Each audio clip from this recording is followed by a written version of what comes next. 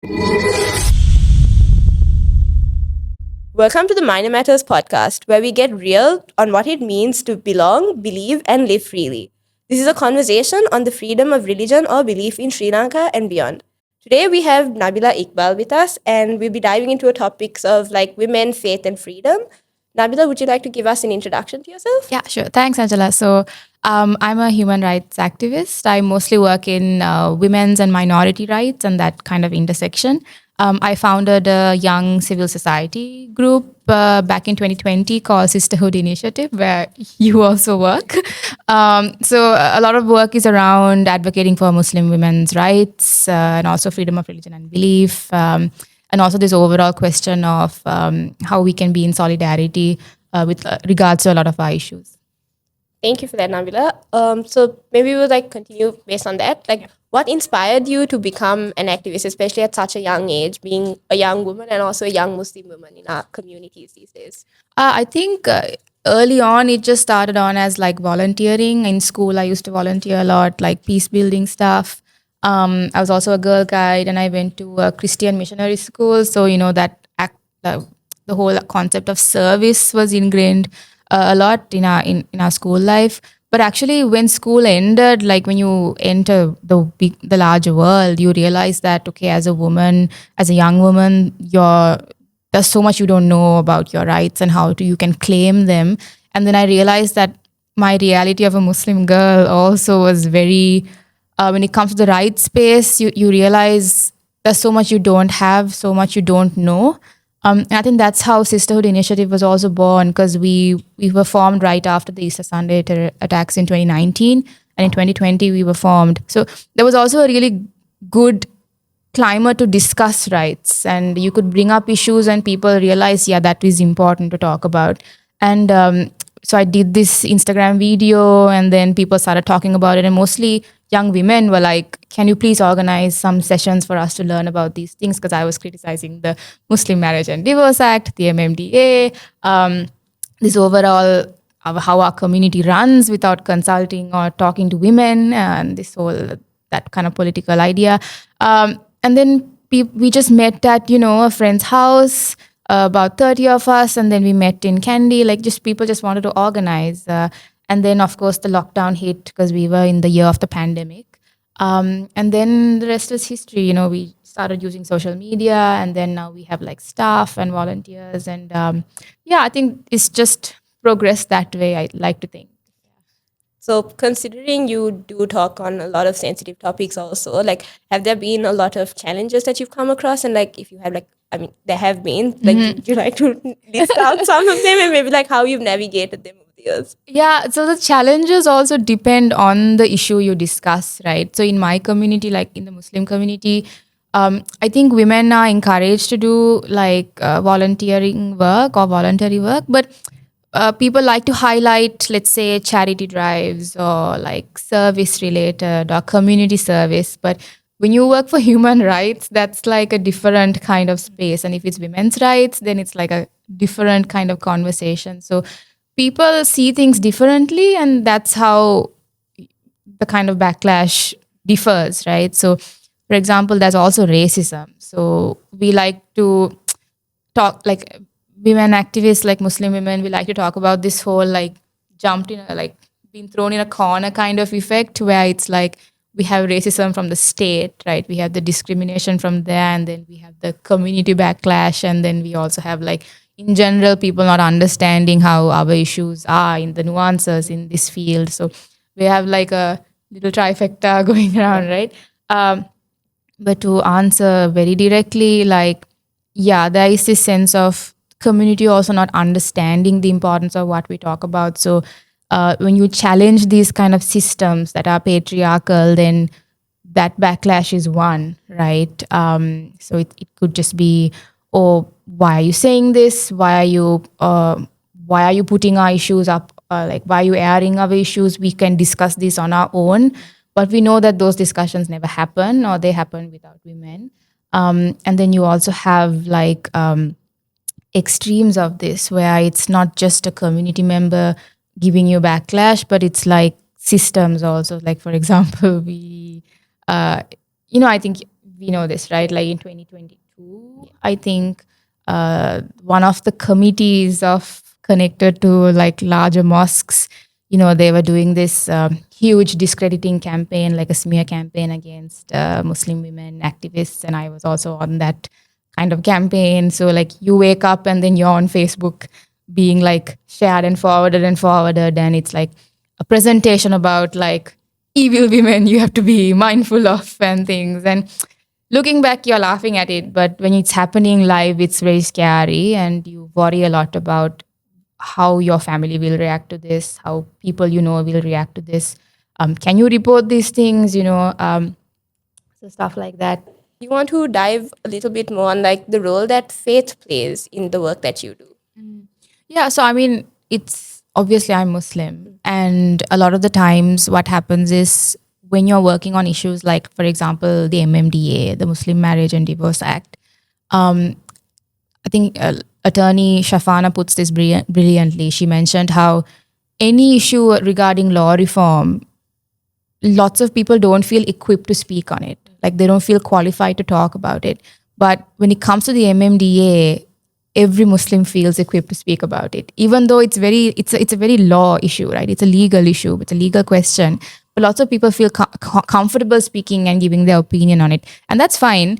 But I think it comes to a point where they also block law reform because they think this is the way it should be, right? So, for example, when the MMDA topic comes up, when we bring out recommendations or proposals, or especially when we bring out victims' voices, the first thing that gets questioned is us and our faith. And it's always, oh, who are these non-Muslim? Who are these feminists? Who are these like women without faith talking about the MMDA, and what is their Islamic qualifications and things like that. So, and more than qualifications, it's about, are these Muslims? Like, these are not Muslims. And, I've been called, so we say shaitan for Satan, right? So like, women of shaitan's army and this and that. And like, these are very public accusations. This is not like someone coming to me and saying, you are like this, right? But this is like people online in public forums saying, oh, this Nabeela Iqbal and this and that, and her women and her group of girls and this and that. So that is the first act, the discrediting campaign that happens. And, you just have to bear it and just move on with work. Otherwise, if you get stuck on defending yourself, and sometimes people tell me you have to clear your name in circles, but it's like that is not our role. I think we have a job to do, and that's amplifying the stories these women are facing, right? And recently I've been saying, it's not even women, it's women and children. Children are affected by issues of divorce, and when there's custody issues, and men and women are treated differently. For me personally, it boils down to my faith. Like, a lot of people ask me, why do you do this? And to me, there is no question about it. Like, I can't separate my faith and my activism, because I wouldn't be an activist if I'm not Muslim, right? So lots of people ask me like, oh, aren't you conflicted? And I'm like, no, I'm not actually. For me, I feel like God calls us to stand on the side of justice and stand on the side of the people who are oppressed. So what that means differently to people. So for me, it's like, yeah, but as people, I think we should always be open to interpretation, open to questioning, and open to listening. And I think, if you can't be critical, you have to at least at the beginning be curious. You have to be willing to listen and ask and things like that. So for me, this has always been a journey of learning and unlearning and teaching yourself things also. So yeah, I think lots of people have that question of, because I don't go around saying I'm Muslim. So they're like, are you Muslim? And I'm like, yeah. Yeah. Okay. Since you were talking about the MMD, the Muslim Marriage and Divorce Act, like, do you want to maybe explain to whoever's listening in, like, what it is, and like what you want to change in it, or like what you want to reform in it? Yeah, and I think that's also how a lot of this activism in minority rights started, because I learned, like, when I was 20 years old, someone asked me, did you know that Muslim women can't sign marriage contracts. And I was like, wait, what? I was like, no, I didn't know that. And I had no reason to know that. And even my brother's nikah, like my brother's marriage registration, I wasn't there. My sister-in-law also wasn't there. I think my mother was just hanging around somewhere. But like, it was never a question. We have never attended these things to even know. So that has cultural consequences also, like in our society. So yeah, I didn't know about it. So I mean, the MMDA is like a personal law. It's a law reserved only for Sri Lankan Muslims. So even if you are Muslim but from a different country, that law doesn't apply to you. And if you're getting married, you have to follow it. And basic things like women being able to sign a marriage contract, there is no place on the marriage document. There are no female qazis, like we can't have female family law court judges, right? And then so many inequality in the way men and women are treated in the divorce proceedings. So I mean, these are just a few to start off with, but it like the fact that polygamy has no conditions, the way there is no regulation. Like sometimes it just really breaks my heart when sometimes children of like a girl will come and ask me, look, I have a feeling my father is married like multiple times. My mother doesn't know. How do I know? How do I find out? And there is really no way of tracking or finding out and things like that. And it affects people. It affects also our community as a whole and the way we advance forward. So, yeah, it's a very personal thing. Yeah. It's like, I know, like, through Sisterhood also we do a lot of work relating to the MMD as well. So do you want to maybe mention some of the things that has been that have been done through Sisterhood Initiative? Yeah, I think we've been able to really speak to young Muslim women using social media. We also now have a support team that's like our little legal, like a little makeshift legal clinic that we have. So we have a lawyer, we have a psychosocial support person, and they're all qualified, right? These are not like random people with psychology diplomas. These are like qualified people to handle victims' issues. And they give legal, so the attorney gives legal advice, psychosocial support, meets with women and gives them kind of like a space to discuss their problems with. So even issues related to that, like let's say someone's affected online, they're harassed online, then we flag those issues to social media platforms also. So like what we realize with Sisterhood is when we create a space to talk about one thing, we have to be ready to actually deal with those problems. We can't just only talk about things. So we've done a lot of like awareness about the MMDA. We have a lot of women like now signing their marriage contracts at their nikahs and like demanding those rights. I'm not saying it'll always happen because it's literally illegal, right? There is no place in the law for it, right? So I mean, it's difficult, but like you have women demanding them, like claiming them and saying, no, I want this to happen. I want women at my nikah, and things like that. So that's what I see as like improvements. But also on the issue of female qazis in 2022, a lot of us petitioned Supreme Court saying, look, when the call for applications for new qazis for the new intake happened, a lot of us applied. So in the law, there is no, it doesn't ask for Muslim women, right? It asks for only men can be qazi judges. So all of us, like I made an application form on Google, on Word document, and we had to make our own application because there is no like, you can't select your gender. No, it's only male, right? So we made applications and then we send it to the Judicial Services Commission, and it got acknowledged. Like it said, yeah, thank you for applying, like, so we were like, oh, so we're not breaking any rules then. Then we filed a fundamental rights petition saying, look, it's only calling for men. It's unconstitutional, blah, blah, blah. But for us, it was important to petition and to apply and say, look, even the state can't protect and the state can't do anything about it. They are saying their hands are tied. So like, it's activism like that. I feel like it's important to do and to record it and to document it. And we're always lobbying now, even this year in Geneva at the CEDAW, that's the Convention on the Elimination of All Forms of Discrimination. That's like the Women's Rights Convention. Even at that review of Sri Lanka, we were just bringing it up, MMDA. And I think a lot of the times it's just, we just keep doing it. And I think personally, it's something that I think about a lot is, I think 2020, 2021, when during Ali Sabri's time as Minister of Justice, we had a draft amendment bill. It came to that point, and then we saw the way the community got in and just reversed all that action.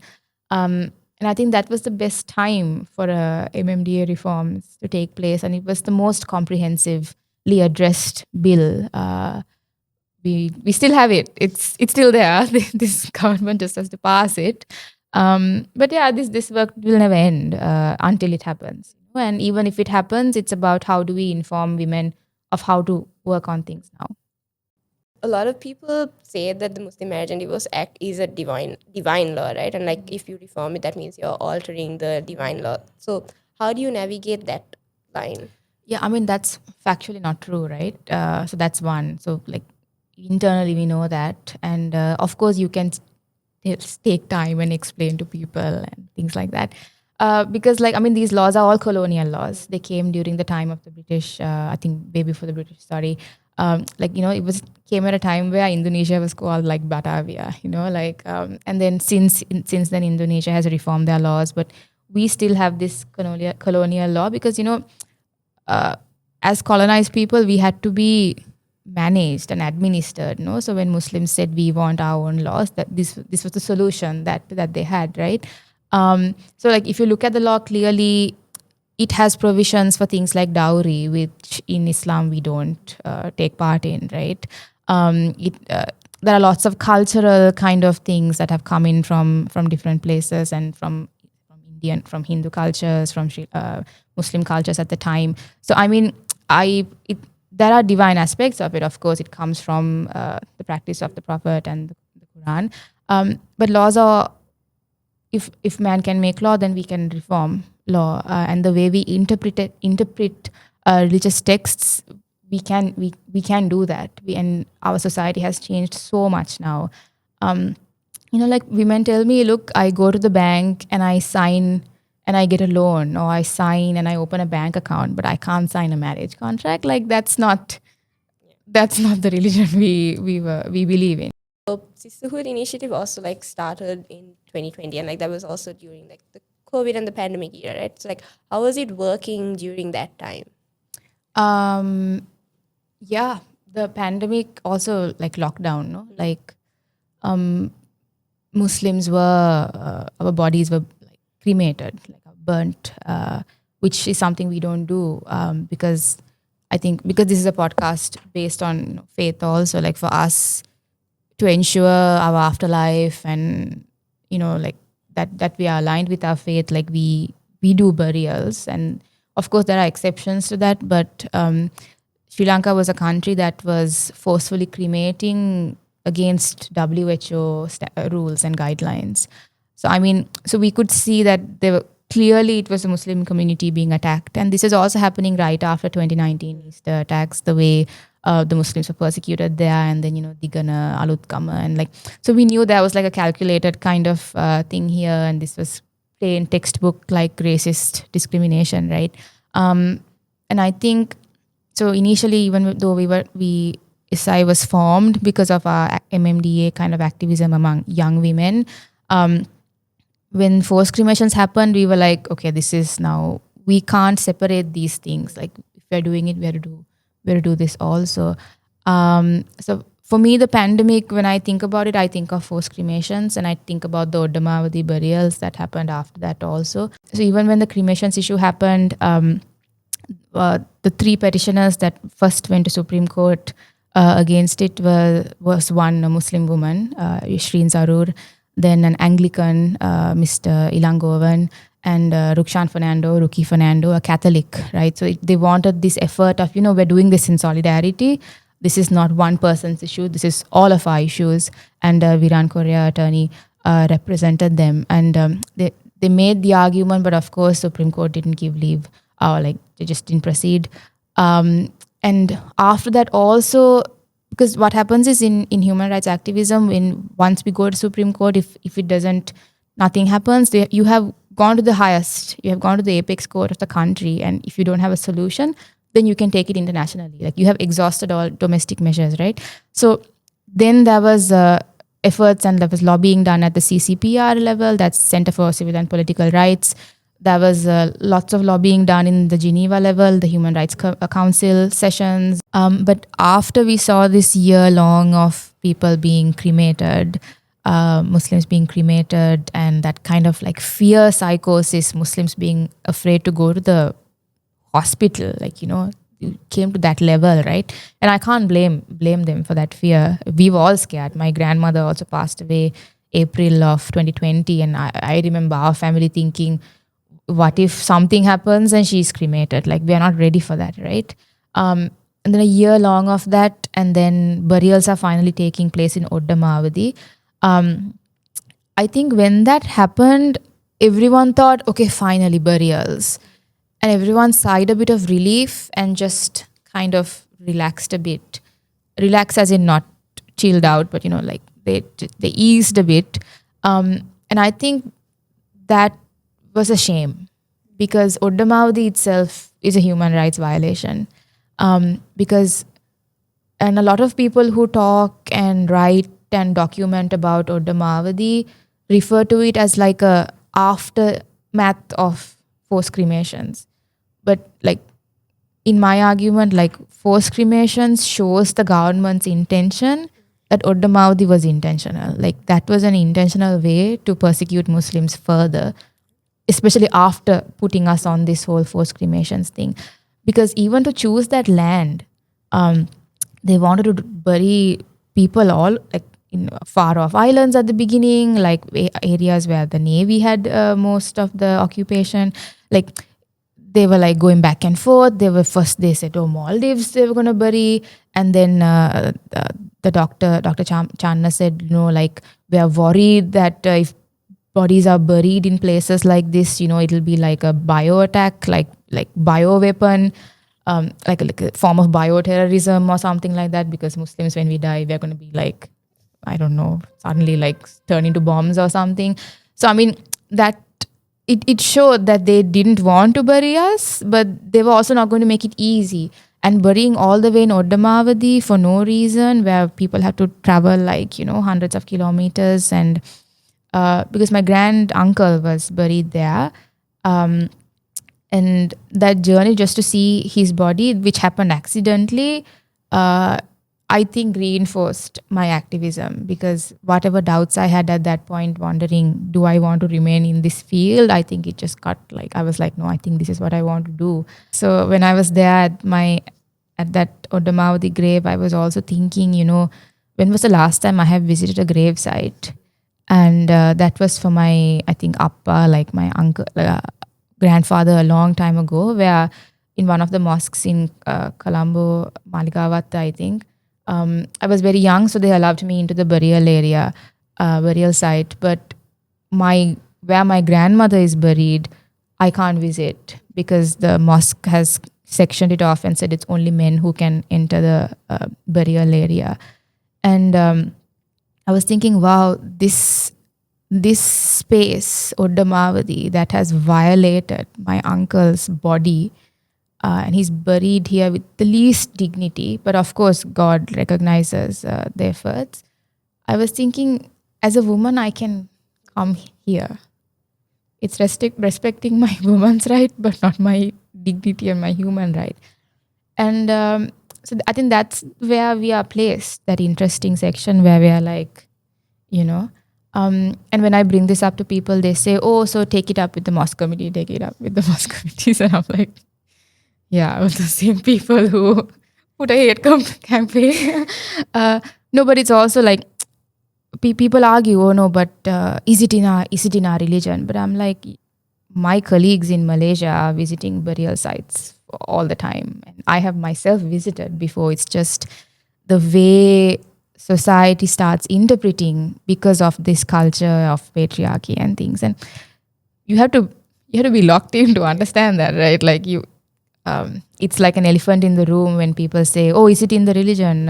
It's not. It's actually not. We don't have to. But someone is going to interpret it like this, then do we stand for it or against it, right?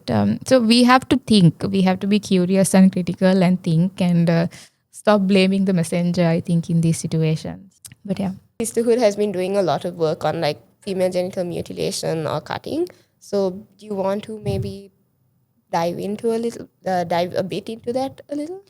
Yeah, so we've always had like conversations about it, like in our team, and a lot of women have brought up this issue of this happening. And FGMC, it gets labeled as a problem that happens in Africa, right? Everyone's like, oh, have you read Desert Flower and this and that? But it's a problem that happens in Sri Lanka, and we raised this also at CEDAW. Victims are usually like 7 to 14 days old, infant babies. Sometimes it happens in some communities in 7 to 8 years, and then it also happens in older women who convert to Islam, right? So this is a community practice. It's nowhere mentioned in the Quran and all the verses of the Prophet, like any saying of the Prophet in relation to this is very weak. Like authenticity is completely like there is no question this doesn't exist in our text, and it's also a huge harm because it's the most sensitive part of a body, and they're so young. 7 days old is not a joke. Of course, this was banned in hospitals in 2018, but what happened after that is it started going undercover. So we have Ostamamis and these people doing it like with unsterilized tools like malakada blades and things like that. Sometimes they just wash it in water and think it's sterilized, right? And you also have private doctors who are doing this, Muslim doctors who are doing it. Because lots of people now say, oh, we don't want the unclean lady to do it. I want this doctor to do it like in a sterilized environment. It's still a harm. People say, isn't it better if a doctor is doing it? No, it's still a harm because it's a child right violation. We are just trying to raise awareness about this because we just don't think this is an issue of sending people to jail to stop this from happening. This is also very sensitive. People are also traumatized by it. Like lots of parents write to us and say, I regret doing this to my child. I can't believe I'm learning about this now, right? So like, I don't know, I feel like we need to have a wider conversation, more sensitive, and we need to have more awareness in the public health system. And that's what we're trying to do, to say, look, this is a public health issue. Anyone can be affected by this, and we do not have to do this. Also, a lot of misinformation about FGM in newspapers and things. So I would urge people to read. I would urge people to read the research that's coming out of this study. And also, what I like about what you guys did with this report is that you all also did a lot of pamphlets on the religious scholarship behind it and also the medical harm behind it. So in all 3 languages. So like you're already telling people, look, this is not in religious text, and it's also medically very bad to do this, right? So yeah. The report that Nabeela was talking about can be found on the MinorMatters website, and it's a more comprehensive dive into the research itself and like different suggestions also that were put out to like curb the practice in the future. So yeah, that brings us to the end of this episode. We'd like to thank you for coming and being a part of this and like sharing all like your insightful stories and like also inspiring more young women to be a part of this field and like speak up for their rights. Until next time, let's keep the conversations flowing because freedom to religion or belief in Sri Lanka and beyond matters.